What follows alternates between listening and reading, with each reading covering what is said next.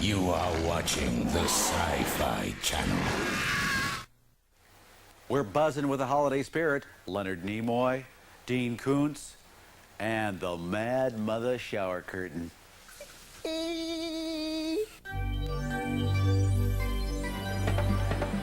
This week, Leonard Nimoy helps launch a new enterprise, not a starship, but a comic book. Best-selling novelist Dean Koontz and his sympathetic psychopaths. The reigning ruler of resin heads, model sculptor Randy Bowen. And we buzz back to the 60s to get some thrills from Boris Karloff's Thriller. Someone is in mortal danger as sure as my name is Boris Karloff.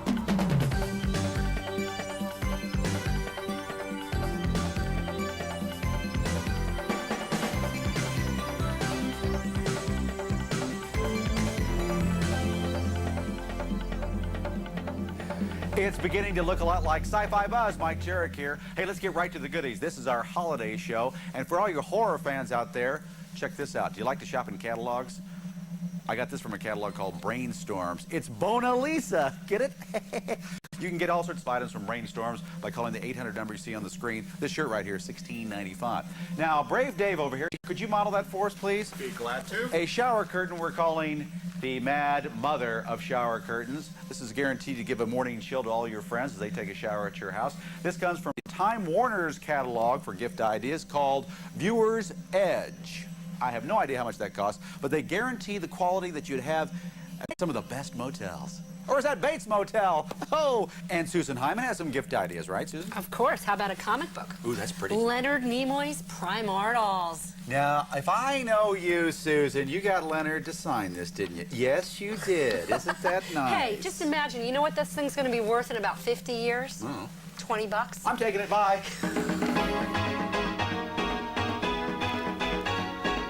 Recently, a host of celebs gathered at the Griffith Observatory in Los Angeles. They came to celebrate the launch of an exciting new multimedia comic book endeavor called Techno Comics. I'm back in a business I've been in for 55 years. And I got my book coming out in May, and that's Mike Danger's going to be coming out, which is a forerunner of Mike Hammer. To create these new titles, Techno Comics has recruited an array of illustrious names, including the great writer Mickey Spillane, Gene Roddenberry's widow, Majel Barrett Roddenberry, and Star Trek alumnus Leonard Nimoy. Nimoy's brainchild, Primordials, is the first to be released under the Techno Comics banner. As he explained to the crowd gathered here, Nimoy decided to enter the comic book business after consulting with his pal from Vulcan, Mr. Spock. I said, Spock, I have this problem. I have this offer. And I don't quite know what to do about it. I've worked in television, I've worked in films, I've worked as an actor, director, writer. I have published books of poetry. I did my autobiography probably too early. Maybe I'll do it again. I have done recordings, which Rhino Records and Golden Throat keep reminding me of. But I don't know about this comic book thing, and I don't quite know what to do. And there was a silence, and Spock said, do you have other offers? Later in the evening, we were able to sit down and have a personal chat with Mr. Nimoy. The art in comic books today, the art in Primordials, is extremely cinematic. And I understand that I have a feeling for it. I loved comic books as a kid. This stuff is very energetic. The drawings are very exciting. And I was really interested in doing it as a comic book. Nimoy hit upon the idea for Primordials while doing research for Star Trek IV, The Voyage Home. He was at MIT studying their SETI program, which stands for Search for Extraterrestrial Intelligence. When he learned there were humans sending out signals in hopes of making contact with other life forms, he started to turn over the story possibilities in his mind. And after bouncing ideas off the late dean of science fiction, Isaac Asimov, Primordials was born. Well, I think you have to have a subject matter that's intriguing and have a grip on an idea that has a reason for existence, is the simplest way I can put it. That is not just a rip-off of another story that's been told before, but really has its own special reason for existing. And for me, it started with the SETI program. I don't think any of these stories has ever been told from that point of view before, from the point of view of the people who are designing the equipment to detect another civilization. With the digital revolution at hand, Techno Comics has been designed to take advantage of expanding mediums like CD-ROM, comic video, computer internets, and ultimately television and film. Yes, it seems Mr. Spock gave Leonard Nimoy some highly logical advice.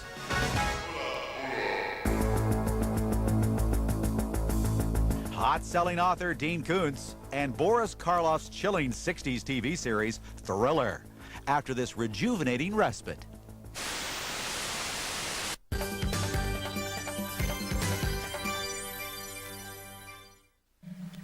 In the Horror Cube with Brave Dave. Folks, this guy really thinks he's an elf. It's very weird. Dave, any ideas for Christmas, huh? Well, this latest Dean Koontz novel is really different, Mike. But it's not horror. Well, it's got some classic Koontz stuff, but Dark Rivers of the Heart also delves into the relationship between a psychopathic father and his fugitive son. It's really cool. Sounds like a crowd pleaser. Author Dean Koontz works on his bestsellers 10 hours a day, many times 7 days a week. He lives in Southern California with his wife, Gerda, who he has known since high school. After 25 years of writing, Koontz is so successful that his books appear in 33 languages, with worldwide sales totaling more than 125 million copies. But what most people don't know about Dean Koontz is he started as a sci-fi writer. First book I ever sold was to Ace Books and an Ace double. And of course I'd read the Ace science fiction doubles since I was a kid, and this was a great excitement to me. But I was told by Don Wollheim at the time, who was the editor at Ace, that they couldn't pay me the $1,250 that Ace always paid for one half of a double because my half was too short. They'd have to get a longer book for the other side of the double, and they'd have to pay that writer more money. So they'd have to pay me less, so they offered $1,000. Well, it was very exciting to me to get any payment at anything I'd written, so I leaped on it and said, yes, of course, I'll take the $1,000. Years later, I ran into the writer on the other half, and I had noticed when the book came out that there wasn't a whole lot of difference in the size of our novels. And later, when I ran into that writer at a convention, one of the few I've ever gone to, I said to him jokingly that he made out at my expense. And he blanched and said, no, they had to pay me only $1,000 because my book was too short, and they had to couple it with a longer one. So both of us got paid $1,000, and Ace kept $500, which always amazed me. Although he started in sci-fi, Koontz has always been driven to write what interests him at the time. In his early years, he wrote under 9 different names in a lot of different genres. His current style is one that is impossible to type. It combines action, psychological terror, and humor. And in recent books, Koontz has developed characters that he calls sympathetic psychopaths. In Watchers, one thing people like about that book is that the monster in it, the thing that escapes from the lab, has its own dimensions that are interesting beyond just its talent for killing.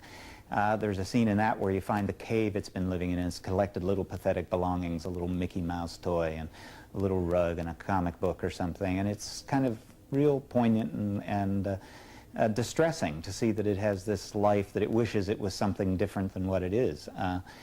And that pumps up the fearsomeness of the character.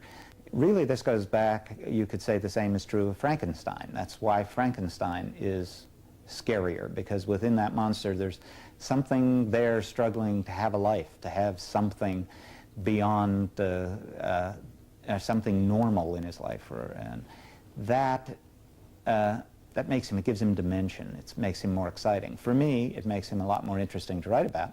I also like to, in Dark Rivers of the Heart, and you say, well, I really like this guy. Why should I like this guy? He's a sociopathic killer.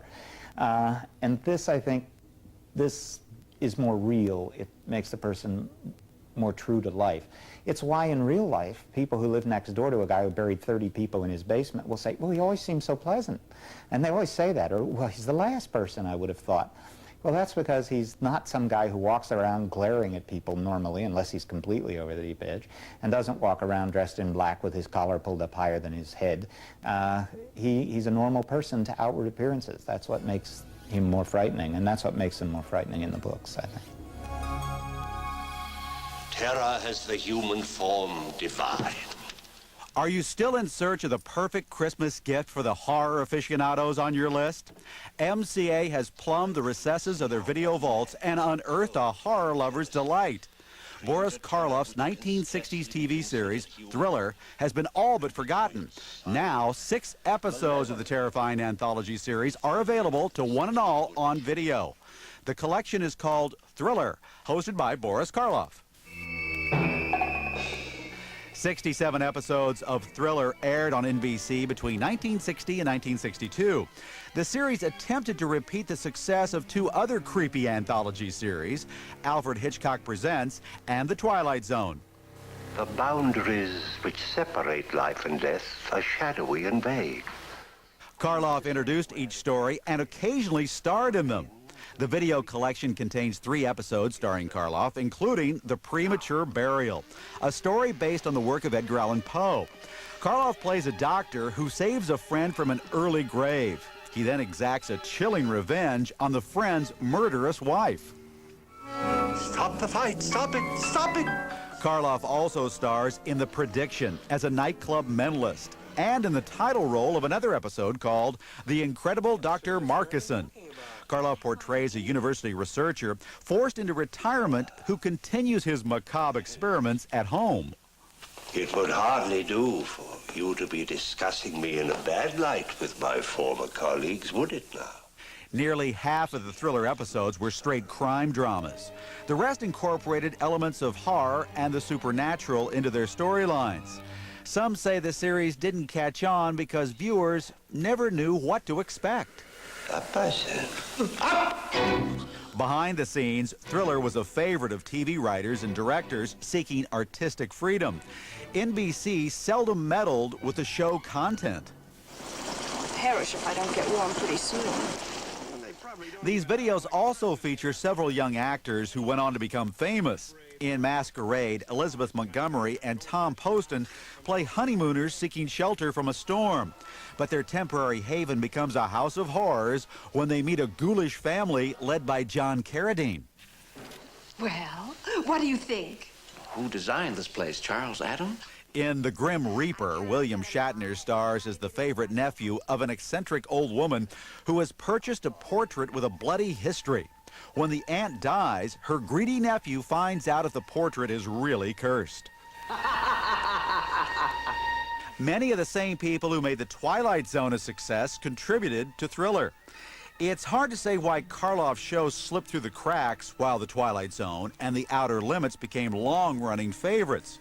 But Thriller has always attracted a smaller cult following. And now, with these home videos, you too can join the elite group. The king of models, not Hugh Hefner. I'm talking about Randy Bowen. Next.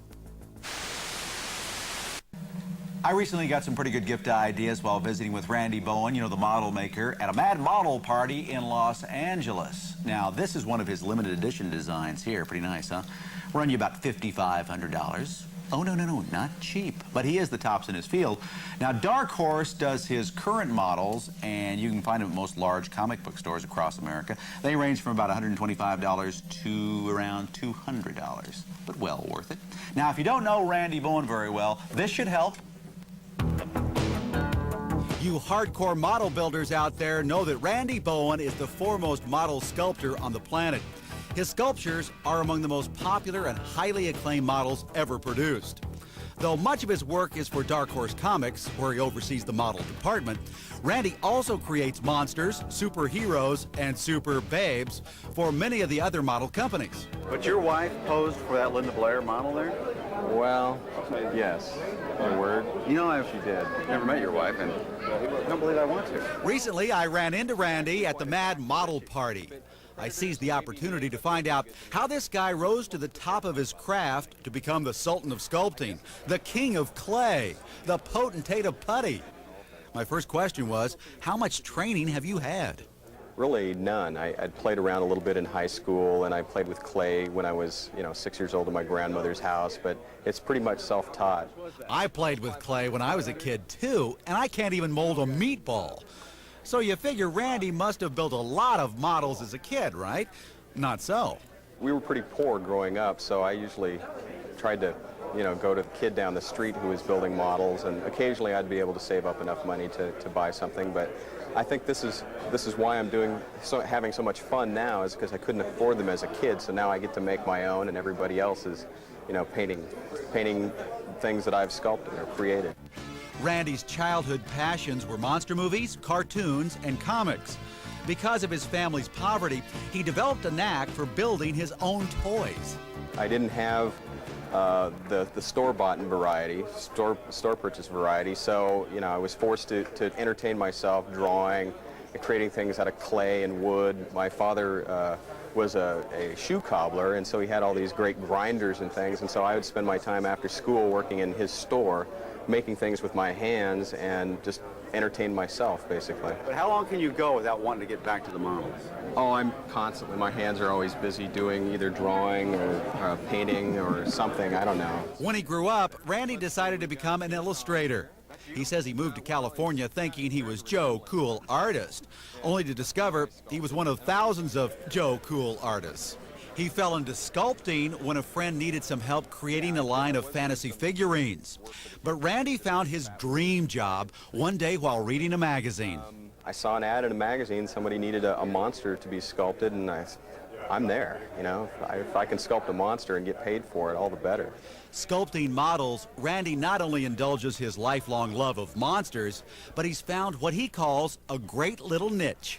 To be honest, there's less competition. There's tons of really talented illustrators, but not as many sculptors. And if you're good, you get called upon by a lot of big companies to work on their projects. With work from the model companies coming left and right, Randy Bowen definitely has his hands full. What do you do to relax?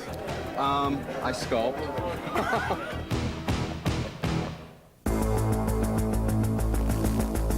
When we reactivate, we'll blast into collector's heaven at StarCon.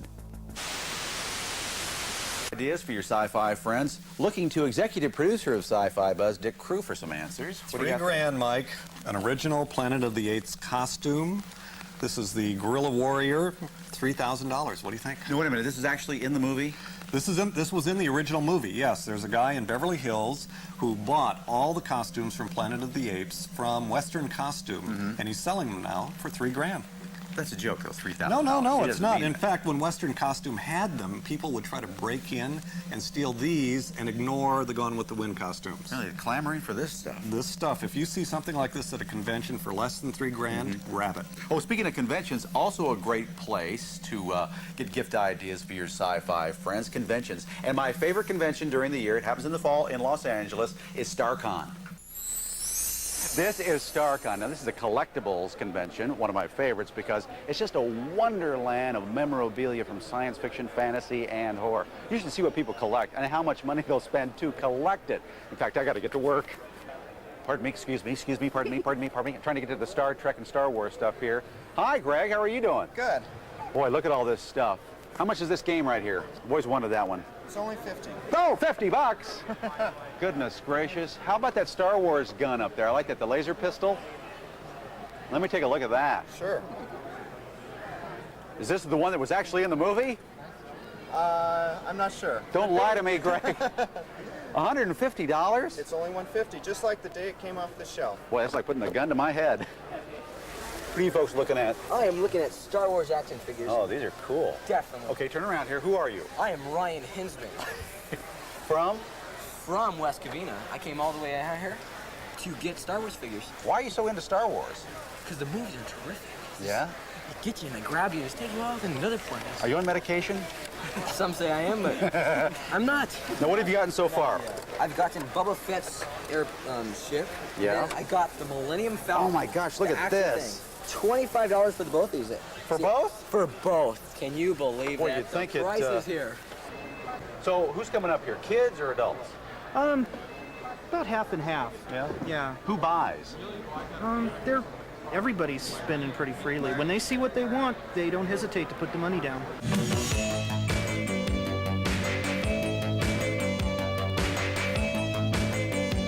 Okay, these cards When you have a complete set of this, it's $1,500. This costs $350 because it's exactly like the original ones.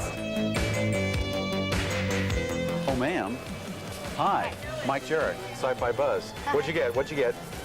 Avengers stuff, Blade Runner stuff. Avengers and Blade Runner. How much money did you spend?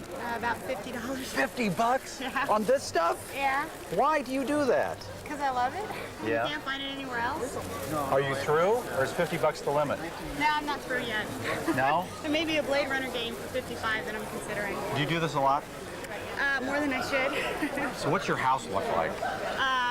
Tons of bookshelves with tons of books and 1999 spaceships on it and Star Trek props and all that kind of stuff. How'd this happen to you? Young age, it must have been. Oh, it's your fault. Yeah. It's the husband's fault. I'm the geek in the family, yes, that's me. Okay, no, so what are you selling? Me? When fans come up, what's the number one question they ask? They said, as my favorite movie, it scared me half to death. And he said, and my child, now I showed it to my child and it frightened him too. They said it holds up and it still frightens people. What frightens me is the enormous amount of cash people are willing to pay for this stuff. I'd better get out of here before I go Wait a minute. The Leonard Nimoy album I've been looking for? Look at this. Shatner comes alive. Oh, this is exciting. I hope I have enough cash on me. Our entire staff here at Sci-Fi-Buzz wants to wish you and yours, as they say on TV, a fantastical holiday season. You're like, oh, big wad of snow there. So wish them something. Say happy holidays or something. Happy holidays. Okay, now, Happy New Year. now we're not going to be back for a couple of weeks here because of some special Sci-Fi Channel programming. We'll be back in 2 weeks in 1995. Join us for for some great, wonderful Sci-Fi-Buzz surprises. See you then. See you next year. Bye. Give me that.